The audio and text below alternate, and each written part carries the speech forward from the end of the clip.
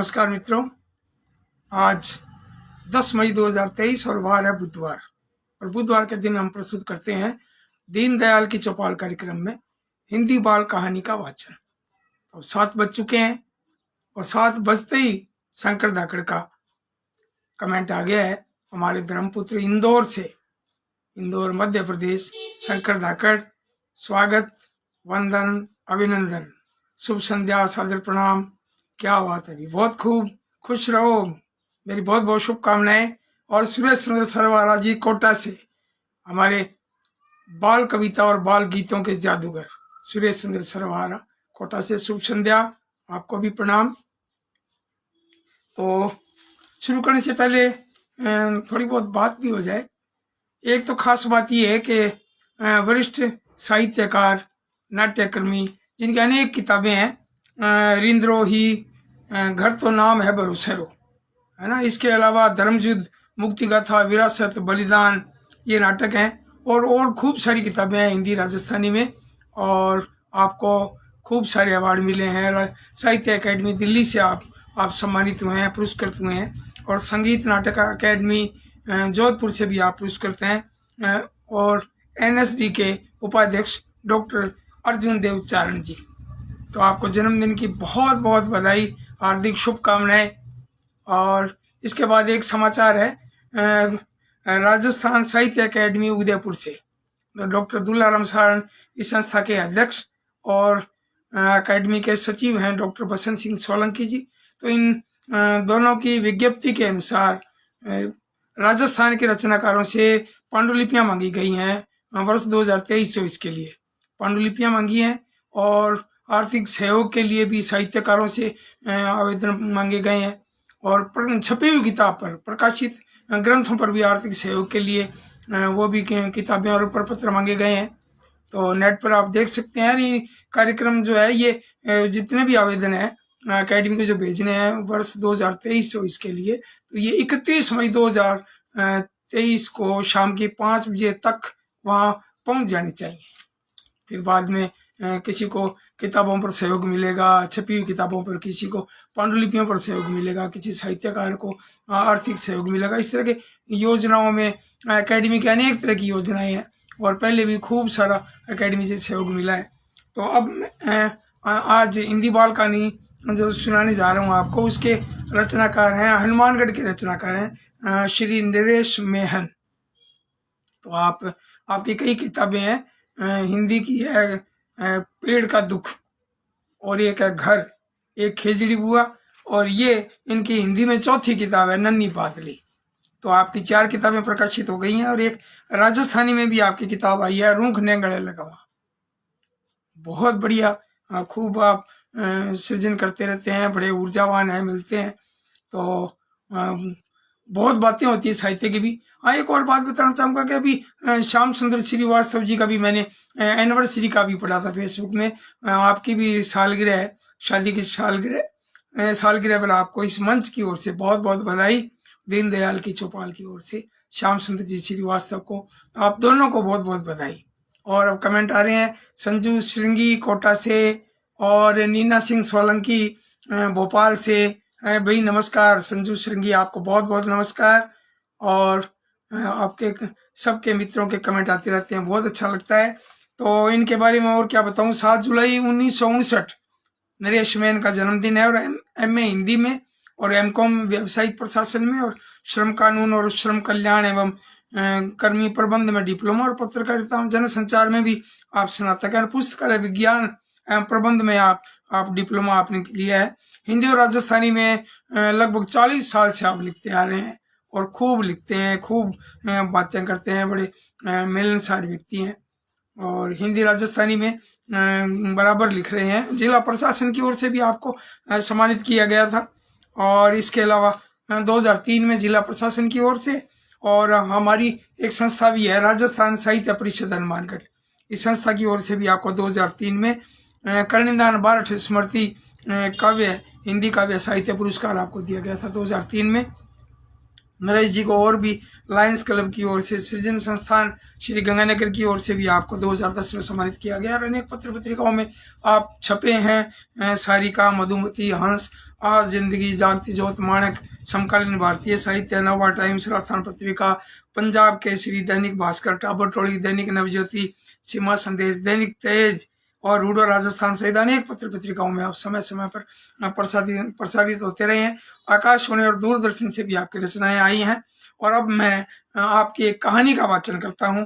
और ये किताब है नन्ही बादली, ये नई छपी है 2022 में। और इसमें से एक कहानी है चिड़िया का चश्मा। आप देखिए चिड़िया का चश्मा के माध्यम से नरेश मैन जी क्या कहना चाहते हैं। आप देखिए, आपके मैं शुरू करता हूँ। एक चिड़िया का परिवार लंबे समय से वातानुकूलित कमरे में रह रहा था। बहुत आराम था वहां पर, न सर्दी लगती और ना ही गर्मी। मकान मालिक का एक नौजवान लड़का था। वह कंप्यूटर पर सारे दिन काम करता था। उसकी छोटी बहन सारे दिन टीवी देखती या मोबाइल देखती रहती थी। एक दिन दोनों भाई बहन जोर जोर से शोर मचा रहे थे। उनका एसी खराब हो गया था।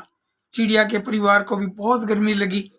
उन्हें मजबूरी में परिवार सहित छत के मुंडेर पर बैठना पड़ा। छत के मुंडेर पर बैठी चिड़िया व उसके बच्चे जोर जोर से शोर मचा रहे थे। ओहो ओहो, यहाँ तो बहुत गर्मी है, यहाँ तो हम मर ही जाएंगे।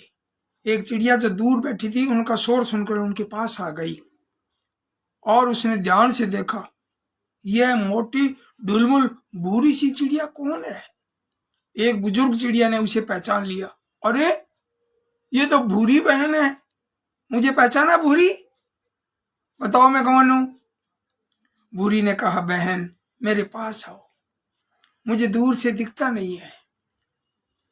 अरे, मैं तुम्हारी मौसी की बेटी गौरी हूं। अरे, और पास आओ। हाँ, अब पहचाना, गौरी बहन हो। गौरी ने कहा, भूरी तुम्हें यहाँ पर गर्मी बहुत लग रही है, चलो उस पेड़ पर चलें। वहां पर मेरा घर है, वहां पर बहुत ठंडी छाया है और शुद्ध हवा आ रही है। गौरी बहन, मैं और मेरे बच्चे व तेरे जीजाजी वहां तक उड़ ही नहीं सकते। हम तो छत के मुंडेर तक ही बड़ी मुश्किल से बैठ बैठ कर पहुंचे हैं। ओहो बुरी बहन, उड़ना तो हमारा धर्म है और आप लोग उड़ना ही भूल गए। इतने में भूरी का छोटा बच्चा हैप्पी बोला, गौरी मौसी मैं बताता हूँ हमारा ये हाल कैसे हुआ। हम सभी लंबे समय से वातानुकूलित कमरे में रह रहे हैं और सारा दिन हम टीवी व मोबाइल देखते हैं। पापा और मम्मी टीवी के सारे सीरियल व मैं क्रिकेट के सारे मैच देखता हूँ। मैंने तो जब से अपनी आंख खोली है विराट कोहली को बैटिंग करता ही पाया है। पहले तो हम रोशनदान से टीवी देखते थे, फिर हम सामने वाली अलमारी के ऊपर बैठकर देखने लगे। हमें फिर लगा कि अब दूर से साफ नहीं दिखता। हम और नजदीक चले गए, अब तो नजदीक से भी मजा नहीं आता।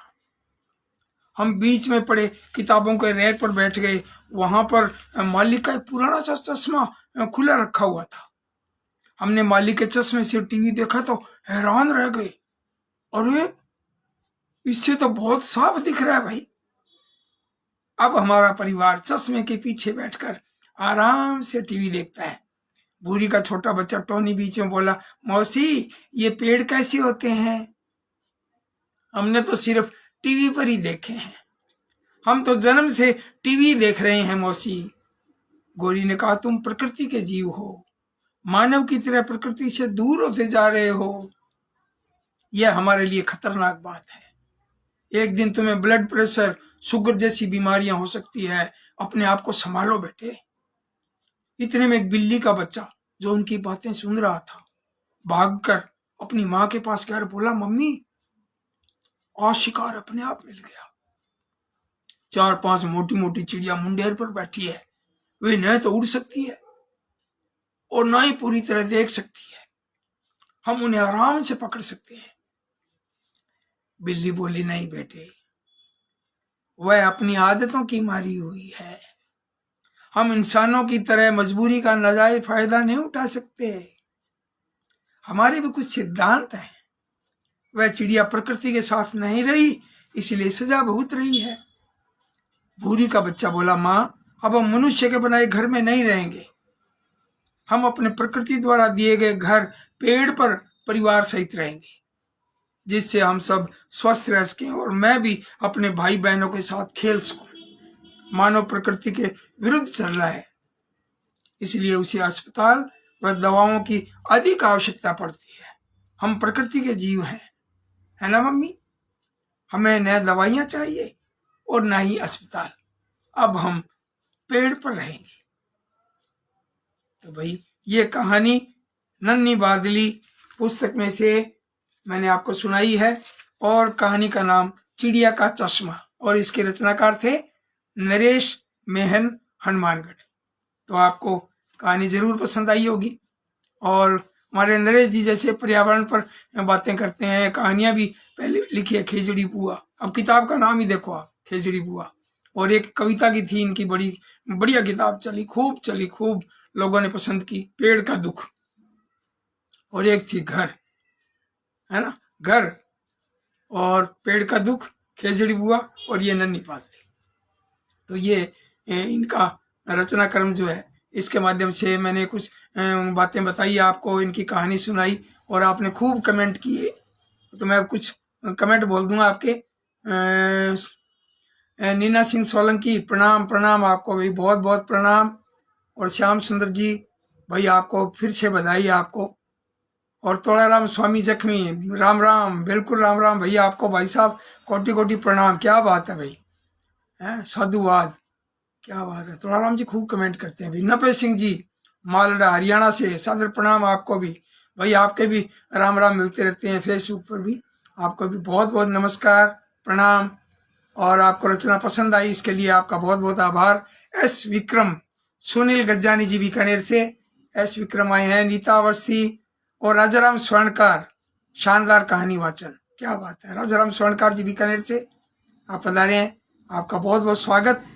और प्रकृति से दूर रहने के दुष्परिणाम बताती मर्म स्पर्शी रचना श्री नरेश मेहन जी को बधाई। और ये कह रहे हैं सुरेश चंद्र सरवाला कोटा से। नीना सिंह सोलंकी आपको भी कह रहे हैं, आप भी कह रहे हैं बहुत सुंदर कहानी भाई, आपका बहुत बहुत धन्यवाद, आपका बहुत बहुत आभार। और अब कल मिलते हैं हिंदी बाल कविताओं के साथ और कार्यक्रम दीनदयाल की चौपाल में। तब तक के लिए नमस्कार।